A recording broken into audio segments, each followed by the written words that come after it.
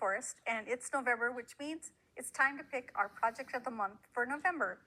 We have 2 projects left that we haven't picked yet, projects number 1 and projects number 3. So we know it's going to be one of those 2, but I'm going to give you a quick update before we decide which one. I have 4 projects that I am still working on that we picked earlier in the year.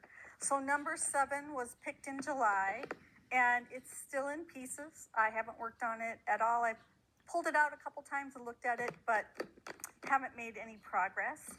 Number 8, we picked in September.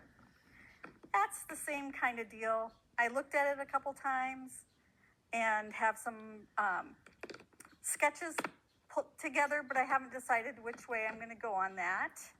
Number 12, this was picked in August, and I've gotten quite a bit done on this one. I have taken all the blocks that were in the quilt and pulled them apart, and each block, or 2 blocks if they were the spacer blocks, but each block has its own baggie. I've gotten all the pieces taken apart, and now I need to press them so that I can put them back together. I'm going to try to recreate the quilt just a little bit better than it started. Number 5 was in October, and I did do some work on this one also. So this started out as one long piece, and after doing some math and trying to figure out where to separate it, I got it apart and took out some of the individual pieces. I haven't figured out how to put it back together, so it's in 2 big pieces right now. And then I have a bunch of blocks that I'll also be able to work into the final configuration. But I was pretty proud of how much I got done this month, so I'm very happy with that. I also have an update on my splendid sampler blocks. I haven't had an update recently because I haven't worked on them at all, but I finally did do a little work. I had to do a bunch of embroidery. I had the blocks done and the stitching that I was going to do by machine done, but I didn't have the hand embroidery done. So I was able to get some of that done. This one is called Potted Paisleys by Amy K. Johnson.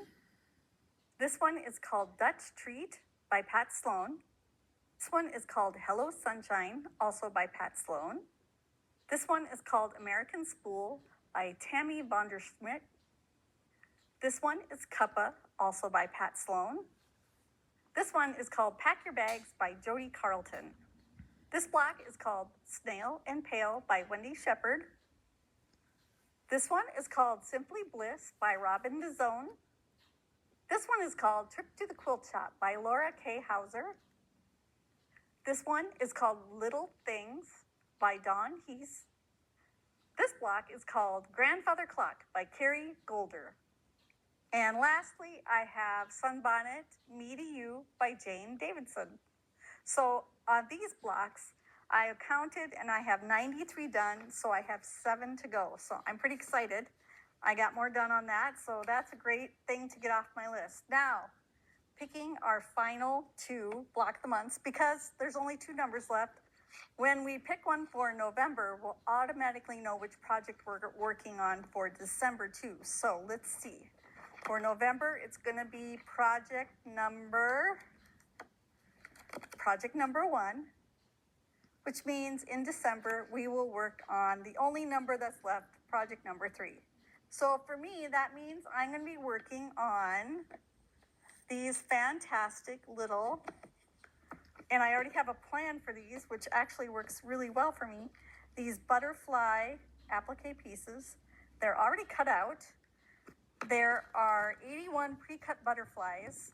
I bought this bag of butterflies a while back, and I have all different colors, different styles of fabric.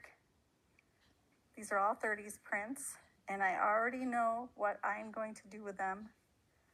Been plotting this for a little bit, and hopefully, with any luck, you'll get to see it next month. So when you come back in December, we will talk about project number 3. And so I hope you work hard in November and get some progress made. We'll see you in December. Thanks for watching, and happy quilting.